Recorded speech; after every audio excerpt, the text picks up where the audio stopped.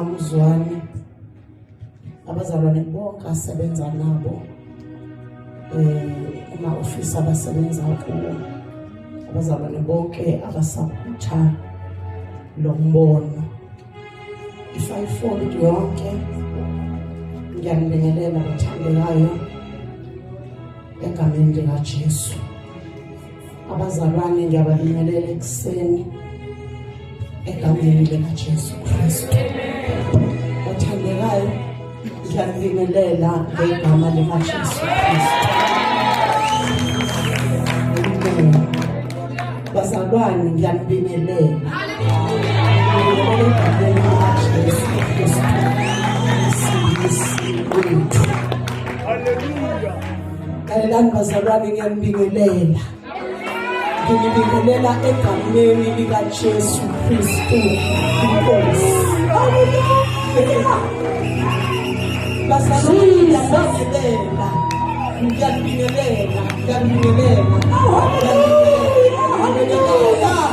Ngiyabingelela bazalwane. Ngiyabingelela esulwini. Ngiyabingelela esulwini, ngiyabingelela emhlabeni, ngiyabingelela emhlabeni, ngiyabingelela enyuphasela. Hallelujah.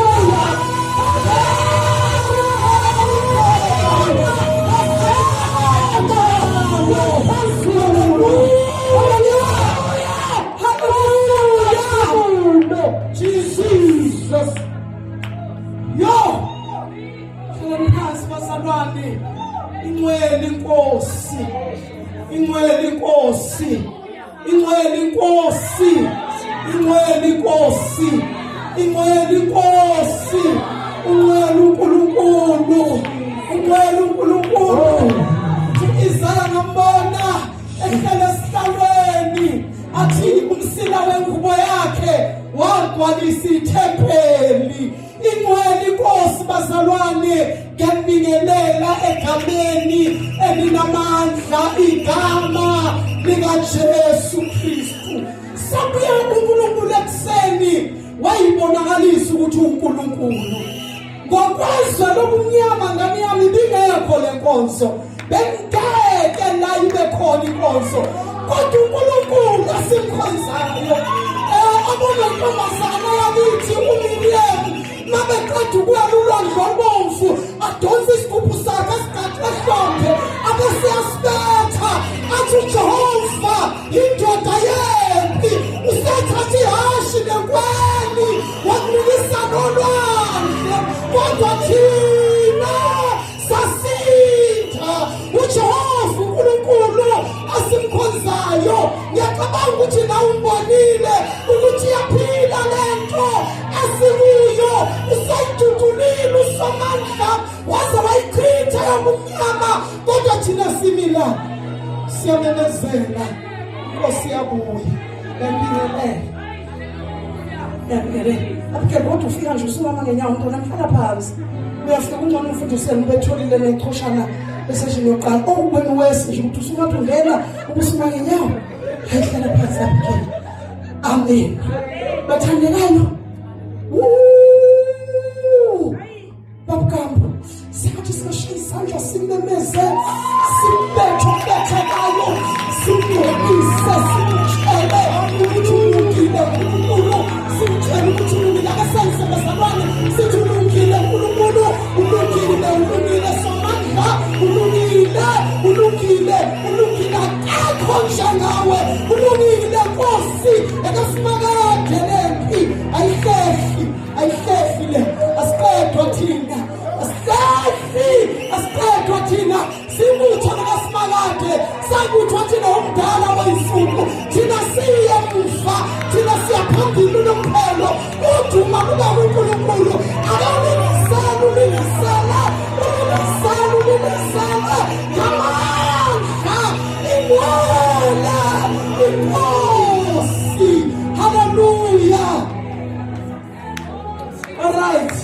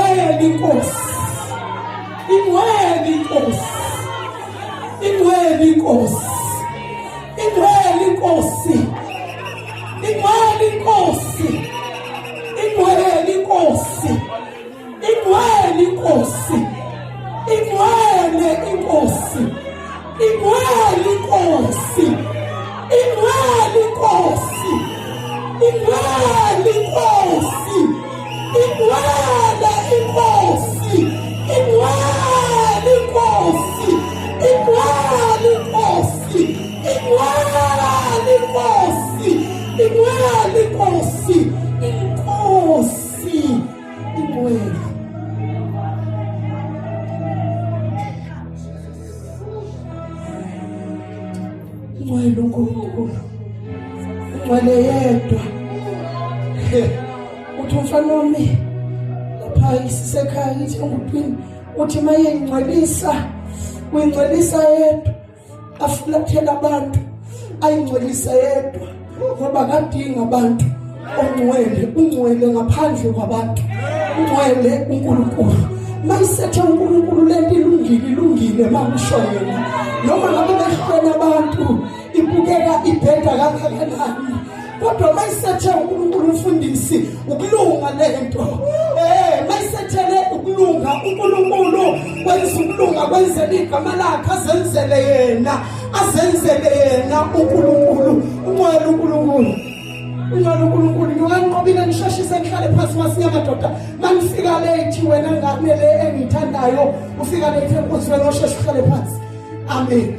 Ungcwele uNkulunkulu ungcwelisa igama lakhe uqeda uMoses ohambeni uqeda uMoses engafikile ezweni uyamisa umkhombisa lona uthi nali kodwa awuzungena kulo engcwelisa igama lakhe ethembeka kuye ngoba uthembeka kuye uNkulunkulu akathembeki kithi ethembeka kuye wayibuka lento abukela wathi izoba wrong ebantwini bazothi angikho fair kodwa kungarong kakhulu uma ngingathembeki kimi ithi ngithembeke kimi basale bangisona abantu kodwa mina ngithembeke kimi ukuthi Moses awenzanga kahle ijudgment ngiyayikhipha uhambo luyaphela la yangcwelisa igama lakhe ungcwele uNkulunkulu ungcwele ngenxa yakhe hayi ngenxa yethu ungcwele ngenxa yakhe ungcwele kuye ungcwelisa igama lakhe ungcwele uNkulunkulu ungcwele ngaye ungcwele kuye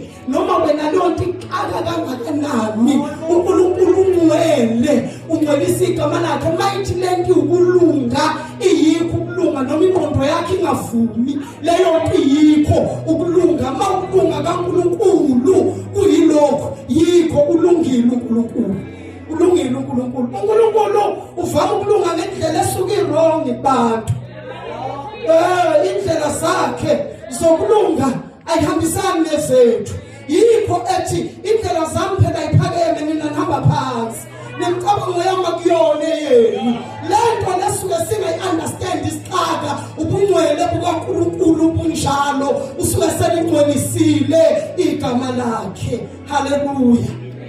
Ni right kodwa bezalwane? Ni right kulokho ngempela? Yo, alibonge igama lenkosi. Ithinga ngizoshumayela sikwisizini ethile njengomzimba kaKristu. Sikwisizini ethile befundisi yenkazimulo ebekwayo phezu kwethu. Izulu libeka uhlobo oluthile lwenkazimulo phezu kwethu. Njengoba kubekwa lenkazimulo kokukhumalo ngiyabingelela.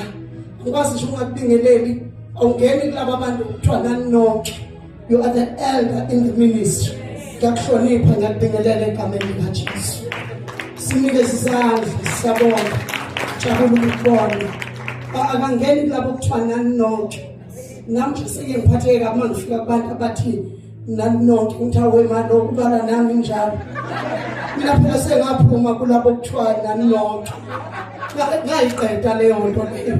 Angikwazi ukusebenzela uNkulunkulu iminyaka ihlangana u40 kuthiwe nani nonke ushiwo kimi. Ngiyangeni kubonke bazalwane. Uma izulu lisifikisa kulento elisifikisa kuyo lithumele neingelosi eziningi to assist the great revival. Abantu kabazi bayacabanga ukuthi khona umuntu othile ozovela aduma bemkhulu enzima ngaliso ezinkulu bese kuthiwa ivuselele enkulu. No, let me help you. Into azoyenza uNkulunkulu mhlawumbe ngaka experience mina sengi-experience la esihlangene khona lizofika izulu lihlale phezu kwethu. La isikhona njengoba sina lifika izulu lihlale phezu kwethu bese lingasivumeli isiphume. Bese laba abahlangene emadadeni lifika izulu lihlale phezu kwabo lingabayeki. Bese ke libamba laba base-UK lifika lihlale izulu phezu kwabo lihlale lingabayeki. Nibonile imvuselelo yase-University Trend izulu lifika because usay-introduce umoya ngcwele i-revival. Uya-introduce ukuthi izoba njani imvuselelo yo ngcwele. Bese uthi laba abaseKenya mabethi bayahlangana ku-Homesel bengekho auditorium lifika izulu libavalele inkazimulo ivimbe ngasemnyango bangakwazi ukuphuma. Bese ufika abezindaba bezosirekhoda kuthiwe phuthumani naseFrance bavalelekile sebeqeda iviki abaphumi and umusondela uyachokheka ngoba uNkulunkulu uhlezi phezu kwabantu. Niyezwa inibazalwane kuzoba into engekho ordinary inkazimulo engazange ibonakale ezobamba umhlaba wonke kuzolikhazimulisa yena igama lakhe. Umuntu molungeke ludliwe umama Mtshweni. Umama Mtshweni naye nje uzobevalelekile lavaleleke khona kuthiwa abasakwazi ukuphuma bavalelekile inkazimulo ibavalele sikuleyo season. Hayi into esobuye sikwazi ukuphuma sixoxe sithi hayi uNkulunkulu benathi. No, into ezoxoxwa abantu mfundisi bathi uNkulunkulu uvalele abantu. uNkulunkulu uvalele abantu ukuze umhlaba ngoba asizukuhamba thina umhlaba ungazi ukuthi singobani. Thina ngeke nje kuvukwe sihambile. Ngeke thina sivukwe kuseche sethiwa sihambile kungazange kwaziwe ukuthi singobani. No, iBhayibheli malikhuluma ngokwambulo kwenkazimulo yabantwana alisho ukuhamba yobe ingambuliwe asizukubona umuntu ukuthi singobani. Kodwa umhlaba uzoxoxa sizovala imedia kungakhulunywa ngenye into kukhulunywe ngokuthi uNkulunkulu phakathi kwabo. Makusondeba nomuntu oqhutshwa nge-wheelchair asukuma ahambe ayihambele singambekanga izandla. INkazimulo a-introducewa izulu ilokhu nje yalenda kancane siyayizwa ukuthi khona into ehlala phezu kwethu. Ikhona into ebekwayo yizulu ehlala babukambu akazi noma ngifazele wena uyezwa ukuthi sikwenye isizini si-approacha inkazimulo ilokhu iyasibingelela ilokhu ihlala phezu kwethu. Thike ngifunde lelizwi ilokhu iyahlala ungabi sendaweni la ingekho khona ube la efikela khona ngoba inendawo la izolokhu ifikela khona nabantu efika ihlale phezu kwabo bayigqoke njengengubo. Mina ngilokhu ngiyazelula bazalwane ngithi ngigqokise uNkulunkulu ngilokhu ngiyazelula ebukhoneni bukaNkulunkulu ngithi ngicela ungigqokise nangu umkhono ngigqokise uNkulunkulu. Noma mfundisi ngilele ngiphenduke empetheni mangiphenduka ngilala ngesisu ngithi nangu umhlane wembathise uNkulunkulu ngembhathise ibeke lento yasezulwini uyibeke phezu kwami uNkulunkulu. Ngithi uNkulunkulu ibeke kusuka okhakhayini onweleni uziyofika ematheni yawo uyihlalise uNkulunkulu into yasezulwini. But-ke kuzoba khona abanye abantu ezobachitha. Ithi ngifundele lizwi masihlala kulento ama-program ethu asingawabhali ngomthetho wamamede kuphelezi sobhala nje ukuthi asigayide engasigayidanga uNkulunkulu athathe indawo yakhe sibe right singabizi inkonkonko ezithi bekufanele kwenzeke ukuthi ngaleso sikhathi ke senifefeza ningasakhulumi nakahle bekufanele kwenzeke ukuthi indaba kungenziwanga indaba angabizwanga mina bengibhaliwe uzongabizwa nje ubhaliwe ungabizwa umizulu lithatha indawo lilokhu lihlala phezu kwabantu sizongabizi ubhaliwe ngoba izulu lokhu lihlala phezu kwabantu ngishoba lihlala liyabashintsha abantu ngoba abantu abazi ukubanjwa imagnet bengashintshiwe. Asizuvele sivuke sihambe bazalwane no lizosebenza izulu sikhona silokhu sisebukhoneni bukaNkulunkulu lilokhu lisebenza ngesikhathi lihlala kithi lokhu lisishintshela khona le ekhaya ukuze kuyoba lula ukusithatha. Asizuvele sihambe ukuhamba khona siyahamba ngempela kodwa ngesikhathi sisondela kuNkulunkulu ngithi kwenye ingane yami ngicela uyathamela lento uyathamela njengomuntu othi ilanga ukuphuma uyihlalele uyothe ihlabe nemisebe ingene kuwe khona izinto kufanele iguqulwe la kuwe ikushise lenkazimulo ikusebenze ikuphendulele kuNkulunkulu. Izulu lihlala phezu kwabantu izulu lihlala phezu kwabantu. Kulento esikuyo bazalwane ngicela ukuyigcizelele mfundisani abantu kulento esihlala kuyo sesiyaphuma manje kulama chance esekudlalwa ngawo. Samukeleni inkazimulo siyaphuma kulapha nje wonke umuntu nedaba bayidlala ngawo ukuthi masikhuluma ama-tongues siyesithini saziwa yiwo wonke umuntu. No, kufuneka kuhlale iPentecost phezu kwethu kuhlale iPentecost kuhlale lento elithi iBhayibheli kwabonakala phezu kwabo izilimi. Ngifuna ukwazi ukuthi ukhona neno yedwa umuntu engihamba naye kulento oyedwa ukhona oyedwa.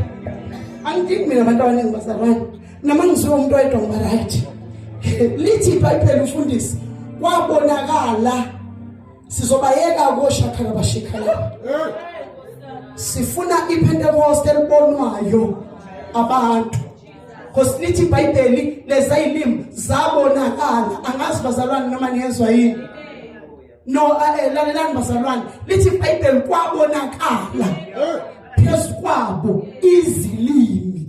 Futhi uyibona kanjani ilimi yini le yanto zabonwa abantu bathi bayababuka babona izilimi. Lithi iBhayibheli zahlala zanjengehlonti zomlilo emakhanda abo. Bazalwane, khona okunye okufanele siqhamukele kukho. iBhayibheli lithi zahlala phezu kwabo, zahlala kuyeke ukulingisa abantu. Asikusizi bandla ukuze abantu bamukele into original, hayi ukulingisana ukuthi umthetho wethu siyesenze njena.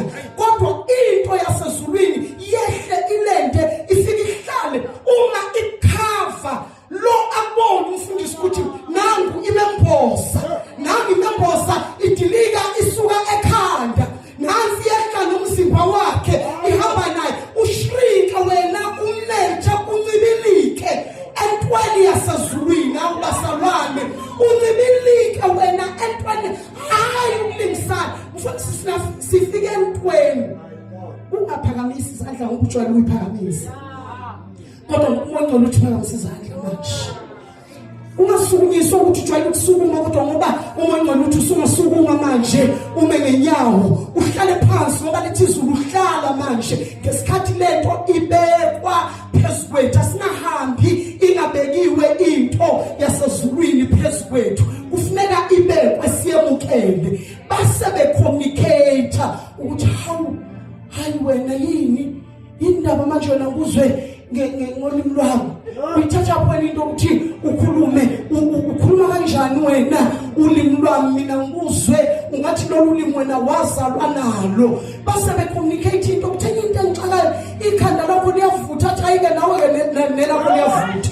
Lelo ibona kimi wena ukuthi ngivuthelwa ikhanda, kanti njalo nawe nelakho ikhanda liyavutha. Sifuna ukufika kuleyo nto ezosenza ukuthi silandwe, ezosenza ukuthi sihambe.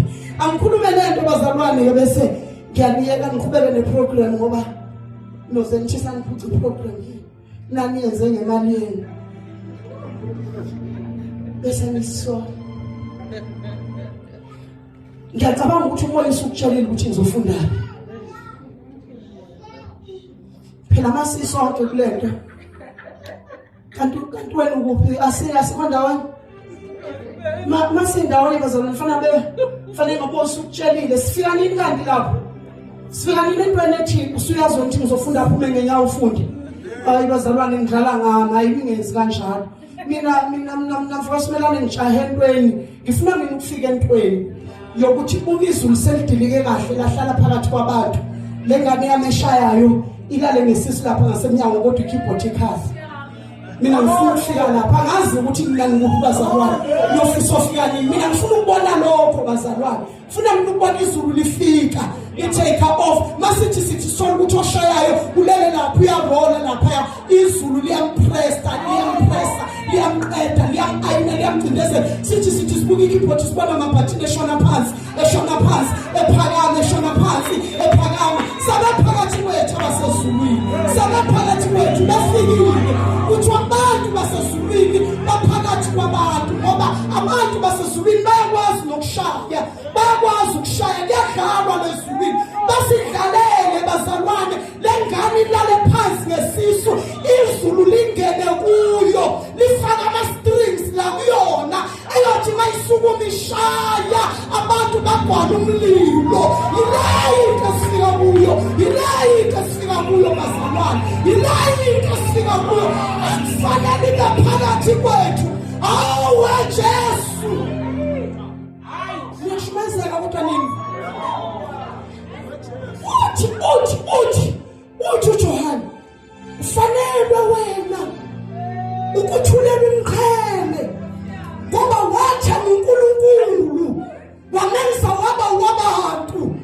Manje uNkulunkulu useyohlala phakathi kwabantu, nabantu bayoba bakaNkulunkulu.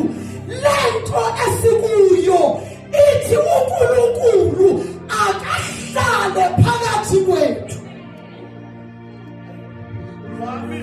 Anizwa nina bazalwane? Enze njani mfundisi?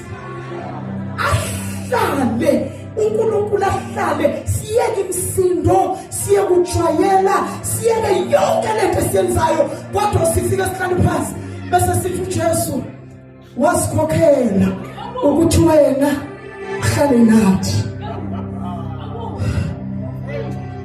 ahlale nathi leyo ukuba kwi-fellowship noNkulunkulu, kwi-fellowship, hayi ukusonta nje, hayi ukhonza, but ube kwi-fellowship noNkulunkulu. Ngoba mfundisi uma uyithwala i-fellowship uza nayo, nawe ngiyithwala ngiza nayo, nale ngane iyithwala iza nayo, nawe uyithwala uza abantu abakwi-fellowship abasebudlelwaneni noNkulunkulu bezohlangana. Mabefika bethi Nkosi sihlangene sikuyindlu yakho, woza-ke nawe manje, woza njengoba washo uzohlala nathi uNkulunkulu.